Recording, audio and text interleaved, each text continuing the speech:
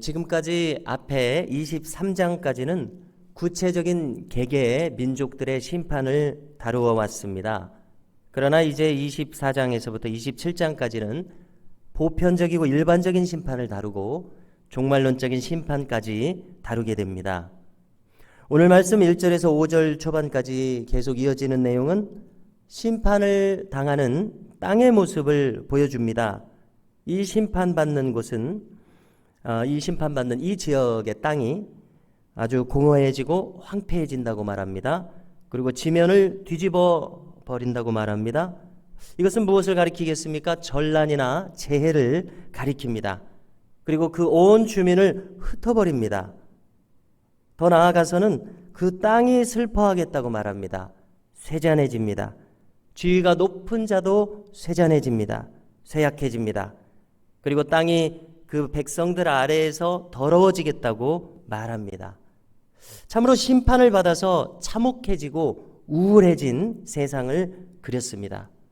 자, 그래서 우리가 결론적으로 5절을 보니까 왜 그렇게 심판받는지 그 이유를 분명하게 이사야 선지자는 말해줍니다. 그것은 첫째로 그들이 하나님의 율법을 범했기 때문이라고 말합니다. 둘째로 그들이 영원한 언약을 깨뜨렸기 때문이라고 말합니다. 영원한 언약이라고 하는 것을 언급하는 것을 볼 때 이들은 선택받은 백성들이었던 것을 알 수 있습니다. 곧 이스라엘의 멸망을 지금 기록한 것을 알게 됩니다. 자, 이로써 우리가 알게 되는 것은 무엇입니까? 선택된 민족이라고 하는 것이 중요한 것이 아니라는 것을 알게 됩니다.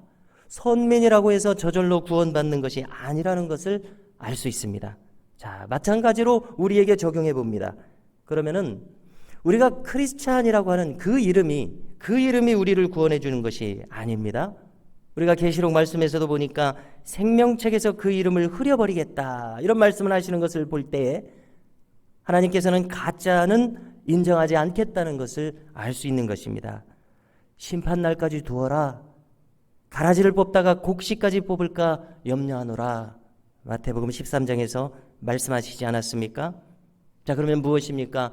우리의 이름이 크리스찬이라고 하는 것으로 충분하지 않다는 것입니다. 우리의 내용도 크리스찬이어야 한다는 것을 말씀합니다. 자, 진짜는 어떻습니까? 시간이 갈수록 그 진정성은 선명해지기 마련입니다.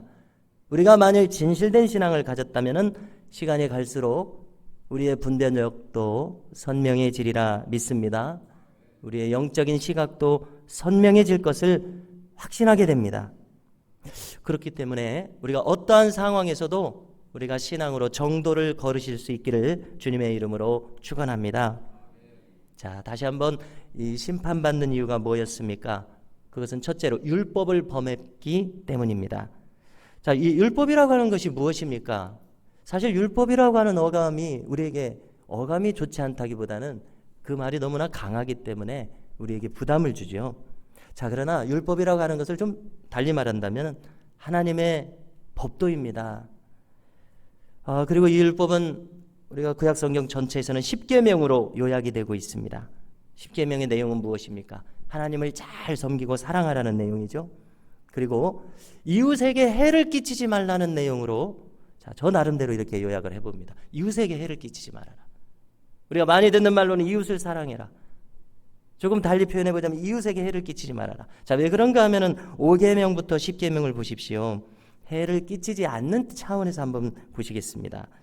자, 최소한도의 인간의 도리를 정해주셨다는 차원에서 보려고 합니다. 자, 그러니까 적극적으로 우리가 사랑한다고 하는 것은 뭔가 플러스 알파를 해서 적극적으로 내가 남을 돌본다는 것을 가리키지 않습니까? 그렇게까지 하지 않아도 된다. 최소한 해는 끼치지 말아라. 자, 이런 차원에서 제가 보려고 합니다. 자, 우리가 5계명을 보면은 내 부모를 공경하라. 그 다음에 살인하지 말라. 간음, 도둑질하지 말라. 9계명이 거짓 증거하지 말라. 10계명이 이웃의 것을 탐내지 말라. 자, 적극적으로 하라는 명은 내 부모를 공경하라 하나입니다. 뭔가 플러스 알파를 해서 더 적극적으로 하라는 것은 내 부모를 공경하라 하나이고요. 나머지는 다 하지 말아라. 이렇게 하지 마라. 저렇게 하지 마라. 해를 끼치지 말라. 이렇게 요약할 수 있더라는 것입니다. 자, 그러니까 남에게 해를 끼치지 않는 이 최소한도의 도리가 십계명인 것을 알 수 있습니다. 정말 대단한 사랑의 사람이 되지 않는다 하더라도 최소한 해는 끼치지 말라. 자, 그런데 이와 같은 율법을 범했기 때문에 멸망을 당한다고 하는 것을 우리는 마음에 깊이 염두에 두어야 한다는 생각을 합니다. 자, 다음으로는 언약을 깨뜨렸기 때문에 심판을 받는다고 말합니다. 자, 언약이라고 하는 것도 율법과 율례에 기초하고 있는 것이죠. 조금 더 크고 포괄적인 개념을 말한 것입니다. 우리가 성경책에서, 특별히 구약 성경책에서는 같은 개념이 반복돼서 나오는 것을 보게 됩니다. 운율을 맞추기 위한 것이 주된 것이라는 것을 배웠는데요. 이것을 용어를 사용해서는 동의적 평행법이라고 합니다.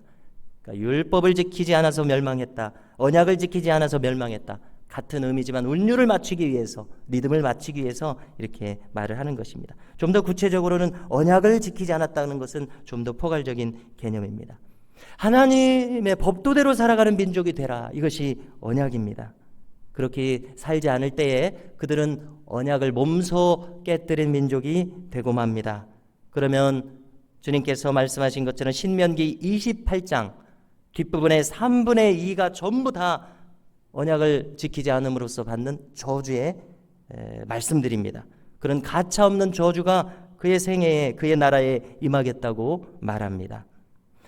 자, 우리는 최근에 심각한 장마를 겪고 있습니다.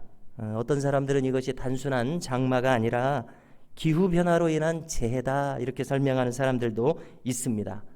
뉴스를 통해서 우리는 이 재해 앞에서 탄식하는 수많은 사람들의 한숨소리를 듣고 있습니다.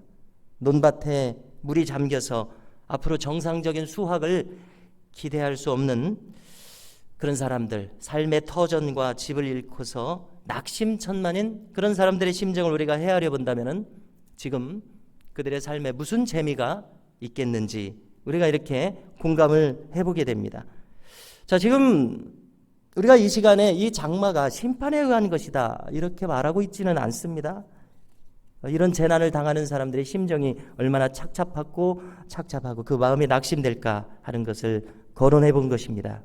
그런데 오늘 말씀 11절 말미를 보십시오. 1절부터 쭉 내려오는 이렇게 크게 심판받은 사람들, 이 사람들의 마음이 어떻게 했습니까? 그들의 삶은 삶의 낙을 잃어버리게 되는 것입니다. 그들의 기쁨이 소멸되어 버리겠다고 말합니다. 즐거움이 사라져버립니다. 무슨 낙으로 그들이 살아가겠습니까? 이것이 바로 심판받은 사람들의 참혹한 삶의 모습입니다. 삶의 보람과 의미와 소망을 찾을 수 없는 상태입니다. 자, 우리가 이제 마지막 절 13절을 보니까 이것은 세계 민족 중에 있게 될 심판이라고 말합니다. 그 상황을 좀 더 설명하기를, 감람나무를 흔든 다음에 포도를 수확한 다음에 남은 것을 수확하는 모습입니다. 자, 모든 것을 다 수확하고 난 다음에 남은 것을 수확하는 것이 얼마나 많겠습니까? 아주 미미한 것이라는 뜻입니다. 쇠잔해지는 모습, 이것이 하나님의 심판이라고 설명하고 있습니다. 죄인들은 어떤 모습으로 살아갑니까? 자신들의 삶이 영원할 것처럼 착각하고 살아갑니다. 죄악된 나라와 민족들도 마찬가지입니다. 그렇지만 이스라엘이라 할지라도, 유다라 할지라도, 심지어 아수르와 바벨론 같은 강성한 나라라고 할지라도 하나님의 심판을 피할 수가 없습니다. 자기들은 자기들이 영원할 것이라 이렇게 아마 생각했을 것입니다. 그렇지만 우리가 이사야서를 통해서 무엇을 알게 됩니까? 그들이 영원할 것처럼 생각할지라도 이 지상에서도 그들은 가차없는 심판을 당해서 쇠잔해버리는 것을 우리가 확인하게 됩니다. 역사 속에서도 확인하게 됩니다. 성도 여러분, 오늘 말씀이 우리에게 주시는 교훈이 무엇이겠습니까? 하나님께서는 잠시 악을 허용하실지라도 하나님의 시간 안에서 그분의 심판은 가차없이 그리고 확실히 이루어진다는 사실입니다. 결코 악을 허용하지 않으시는 시간이 온다는 것을 우리는 분명히 알아야 하겠습니다. 우리는 언제나 이 하나님의 율례와 법도를 준행하면서 영원한 언약 안에서 행하는 사람들이 되어야 할 줄로 믿습니다. 그렇게 되면 그 자체로 우리의 삶이 안식입니다. 구원과 생명을 얻습니다. 에녹처럼 평생 하나님과 동행하면서 마지막 날 주님께서 오실 때에 영광스럽게 들림받는 우리의 모습이 되도록 인도하여 주실 줄로 믿습니다.